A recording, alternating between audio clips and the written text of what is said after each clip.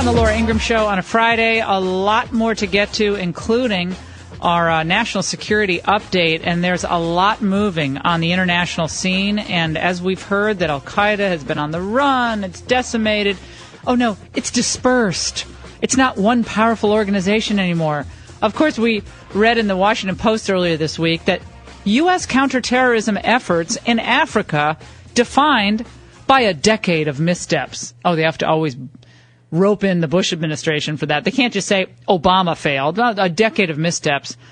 And basically saying, look, we had this set of priorities with going after terrorists, where they are, where they live, where they hatch their plots.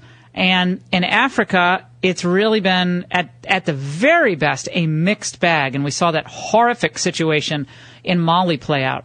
Joining us now to talk about this and a lot more, including what we're learning about Syria and Syrian fighters.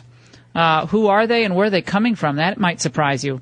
Bill Gertz, our old friend from the Washington Free Beacon.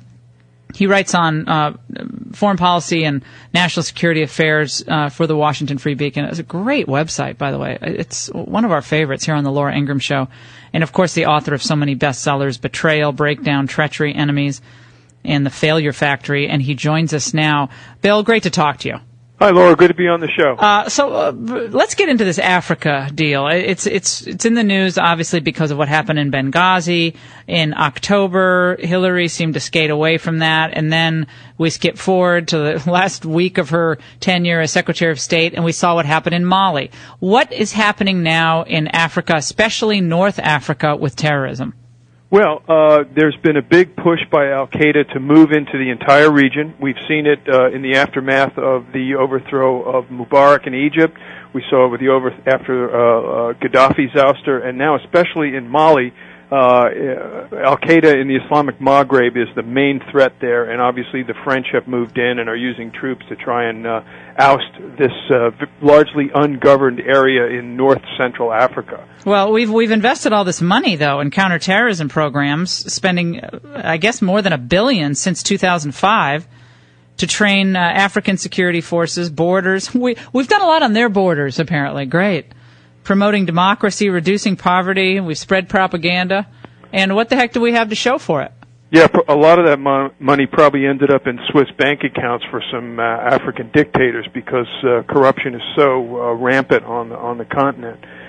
Clearly, they're not doing enough, and obviously this is a very classic U.S. approach to things, just throw money at it, and that often gets abused. What they really need is a much more focused ideological effort to counter the Islamist extremists. But of course, that's the biggest weakness of the Obama administration. We saw Hillary had her conversion where she finally recognizes in her last public testimony the jihadist threat around the world. Where was she on that for the last 4 years? Well, and when you think about how things have declined for American influence, I would say watching the Mali conflagration with the French continuing to bombard Islamist sites in Mali with airstrikes, it seems like that old line that we're leading from behind, I mean, it couldn't be more true. I mean, I know it's not our number one priority is Mali, but at least to the layman, it seems like we're waiting for Europe to do the heavy lifting for us. And, of course, I would question the whole notion of leading. I think that we're not really leading. We're basically, again, doing very minimal efforts. The whole point is to try and disengage from the war on terrorism. That's been the president's main focus. We see that in Iraq and Afghanistan, and the shift to Asia. But clearly, they need to do a lot more.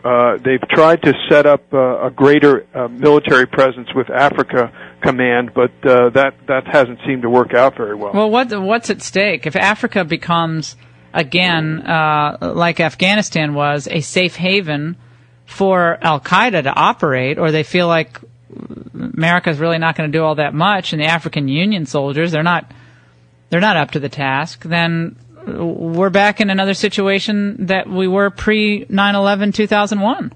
It's only a matter of time before Al-Qaeda is going to be regrouping in this ungoverned part of the world, especially North Africa. I think it's only a matter of time.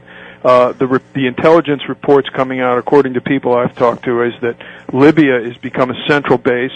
Egypt is also a central base, and it's not simply the Muslim Brotherhood; it's Al Qaeda itself. Well, we're supporting the Muslim Brotherhood, aren't we? And that story broke this week. Pretty much. I don't think there's any doubt about it that there's some covert agreement by the Obama administration to tacitly support the Muslim Brotherhood, which has a program to destroy the United States. Oh, isn't Mr. Morsi, isn't he Muslim Brotherhood? Yes, he's the president of Egypt, and he is obviously, the leading proponent of the Muslim Brotherhood. And there's a lot of real serious concerns that Egypt is just going to become another Islamist republic like Iran. In fact, Ahmadinejad is expected to visit Egypt very shortly for a Organization of Islamic Conference meeting. Yeah, so it's an Arab spring into full Islamism. We should have called it by its full name, Spring into Islamism. Okay, great. Islamic winter. Yeah, exactly. Yeah, it's a spring is gone now. This is full-fledged winter.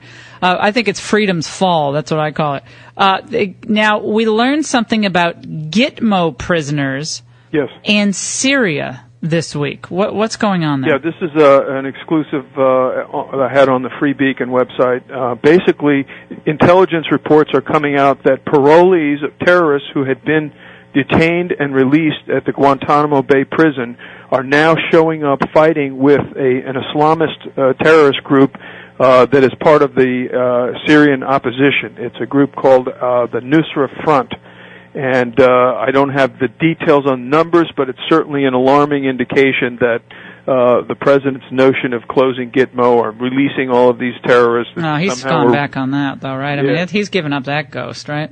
Well, they're still shipping out terrorists and sending them to, quote, rehabilitation. Well, these terrorists are just going through these rehabilitation programs and then going back to waging jihad against the United States. It's a work program. It's the president's own way of getting them back to work. Unfortunately, it's working against American interests. It's sad. And Brennan, as CIA director, your take on that before we let you go? This is going to be another fight. Gutsy call, Brennan. Remember he said that killing bin Laden was the gutsiest call he's ever seen a president make? Right. And I just call him Gutsy, Bill. He's been silent on the Benghazi scandal. He was obviously the main person within the White House on all the key decisions related to Benghazi. Yeah, Bill Gertz from the Washington Free Beacon, and we link Bill up regularly under Read It or Weep on LauraIngraham.com. Bill, thanks so much. We really appreciate it. Have a great weekend.